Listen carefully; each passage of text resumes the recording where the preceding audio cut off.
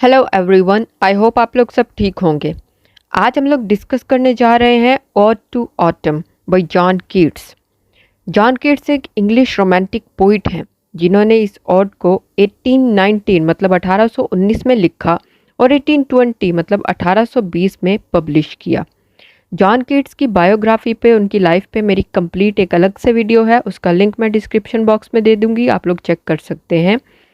Odd to autumn last ode यानी poem है John Keats की। उनके 6 ऑड्स हैं कंप्लीट, जिसमें से ये लास्ट ऑड है जो उन्होंने 1820 में पब्लिश की।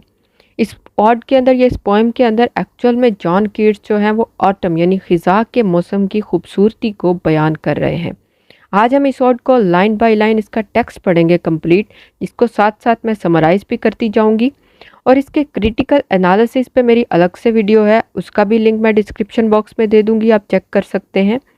तो चलिए आज इसका टेक्स्ट पढ़ते हैं लाइन बाय लाइन।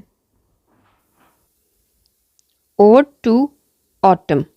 ऑटम कहते हैं खिज़ा के मौसम को। सीजन ऑफ मिस्ट्स, किस चीज़ का मौसम है? धुंध का मौसम है, खिज़ा का मौसम।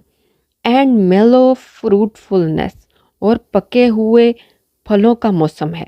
खिज़ा का मौसम जो है वो एक बहुत ही पुरसकून मौसम है। Close bosom friend of the maturing sun, जो कि एक करीबी दोस्त है पके हुए सूरज का, पूरे सूरज का। कंस्पायरिंग विद हिम, और वो सूरज के साथ मिलकर साजिश करता है। हाउ टू लोड, के कैसे भरना है। एंड ब्लेस, और कैसे अता करना है। विथ फ्रूट, फल के साथ। द वाइन्स, बेलों को। दैट राउंड, जो लिपटी होती हैं। द टच ईव्स रन, उन छप्पड़ों के इर्द गिर्द। टू बेंड विद एप्पल्स, के किस तरह से झुकाना है फलों से भरकर, मतलब सेब के फलों से भरकर। द मोस्ट, काई लगे। कॉटेज ट्रीज, उन झोपड़ियों के साथ लगे दरख्तों को। ये खिज़ा का मौसम जो सूरज के साथ मिलकर साजिश करता है कि किस तरह से फलों को उगाना है दरख्तों के ऊपर, कैसे दरख्तों को फलों से भर देना है। एंड फिल, और भर देना है। ऑल फ्रूट, तमाम फलों को। विद राइपनेस, पका देना है मुकम्मल तौर पर। टू द कोर, के फलों को मुकम्मल तौर पर पका देना है। टू स्वेल, और फुला देना है। द गोर्ड, लौकी जिसे कद्दू कहते हैं हम, उससे। एंड प्लम्प, और मोटा कर देना है। द हेजल शेल्स, हेजल के छिलकों को। विद द स्वीट, मीठे कर्नल, दानों के साथ। यह किस तरह से फलों को मुकम्मल पकाना है और किस तरह से लौकी को फुला देना है और हेजल के छिलकों को मीठे दानों से भर देना है। टू सेट बडिंग मोर, और किस तरह से फूलों को खिलता छोड़ देना है। एंड स्टिल मोर, कि वो इतने खिल जाएं कि लेटर फ्लावर्स, के मुकम्मल खिले हुए फूलों से। फॉर द बीज, शहद की मक्खियाँ जो पोलन है वो चूस लें। कि फूलों को मुकम्मल तौर पर फुला देना है, उगा देना है कि वो पूरी तरह खिल जाएं। अनटिल दे थिंक, कि जब शहद की मक्खियाँ सोचें। Warm days will never cease, के गर्म दिन कभी नहीं रुकेंगे, कभी नहीं थमेंगे। For summer has over brimmed, क्योंकि गर्मी ने, समर ने ओवर ब्रिम्ड, मुकम्मल तौर पर भर दिया है। देयर क्लैमी, उनके चिपचिपे सेल्स, छत्तों को। कि किस तरह से खिज़ा का मौसम जो है वो फूलों को इतना उगा देता है, वो इतने खिल जाते हैं कि उनका जो पोलन है वो शहद की मक्खियाँ चूस लेती हैं। हु हैथ नॉट सीन दी, किसने तुम्हें नहीं देखा, मतलब खिज़ा के मौसम को किसने नहीं देखा। ऑफ अमिड दाई स्टोर, अपने गोदाम के अंदर बैठे हुए। ये जब अनाज गोदाम में भर जाता है तो हमें खिज़ा के मौसम की तरफ लेकर जाता है, हमें उसकी याद आती है। Sometimes whoever seeks abroad, कभी कभार, कभी कोई इंसान जो इधर उधर मंडरा रहा होता है या मटर गश्ती कर रहा होता है। मे फाइंड, वो पाएगा। दी, तुम्हें। सिटिंग, बैठे हुए। केयरलेस, लापरवाह। ऑन अ ग्रैनरी फ्लोर, अनाज के फर्श पर। दाई हेयर, तुम्हारे बाल। सॉफ्ट लिफ्टेड बहुत नरमी से उठाई जाएंगे, बाय द विनोइंग फूंक मार के, विंड हवा के जरिए, मतलब हवा तुम्हारे बालों को ऐसे फूंक मार कर उड़ाएगी, इतनी नरमी से नजर आएंगे वो। और ऑन अ हाफ रीप्ड फरो या आधी काटी हुई लकीर पर, साउंड अस्लीप तुम गहरी नींद सोई नजर आओगी। खिजा के मौसम के बारे में कह रहा है कीट से। ड्राउस्ड जो ऊँग रहे होगे, विद द फ्यूम धुएं के साथ, ऑफ पॉपीज खशखास के। खशखास कहते हैं अगर हम खाएं तो हमें नींद अच्छी आती है, तो ये उसी के बारे में है। वाइल दाई हुक और जबकि तुम्हारा कांटा। तो यहाँ पर कीट्स मेनली ये कह रहा है कि हम खिज़ा के मौसम को अनाज के ज़रिए डिफरेंट चीज़ें जो खिज़ा के मौसम की हमें याद दिलवाती हैं। जब अनाज पक जाता है तो उसके ऊपर जो अनाज के बीज होते हैं वो इतने खूबसूरत नज़र आ रहे होते हैं जब हवा से उड़ते हैं। तो उसी के बारे में कीट्स कह रहा है यहाँ पर।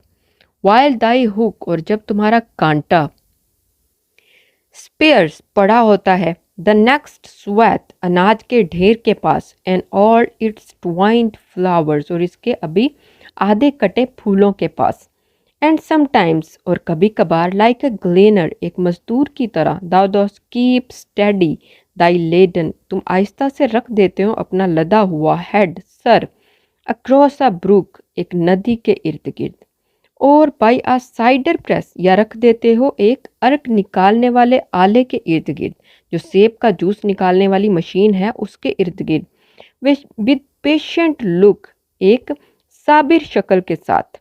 दाओ वॉच द लास्ट ओजिंग्स ऐसा लगता है जैसे तुम देख रहे हो आखिरी कतरों को, जो सेब के जूस की मशीन से आखिरी कतरे गिर रहे होते हैं उनको, आवर्स बाई आवर्स कई घंटों तक।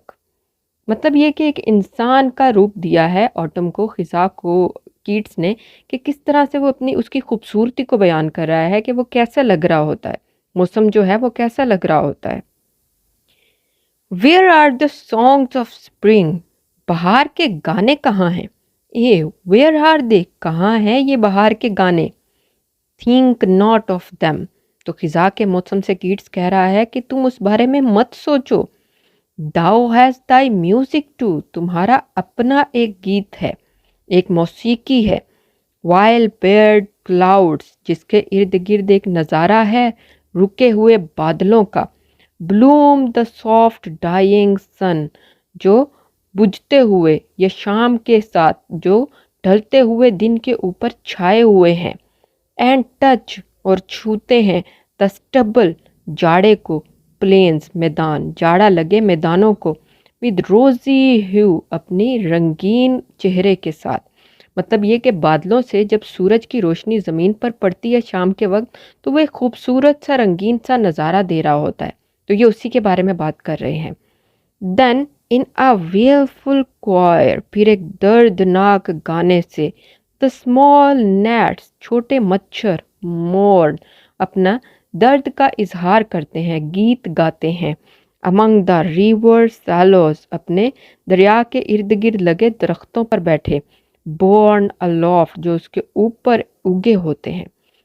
मतलब कि शाम ढलते ही मच्छर जो हैं वो अपना दुखी गाना गाने लग जाते हैं, जो कि दरख्तों के ऊपर बैठे होते हैं या अंदर छुपे होते हैं जो दरिया के इर्द गिर्द होते हैं।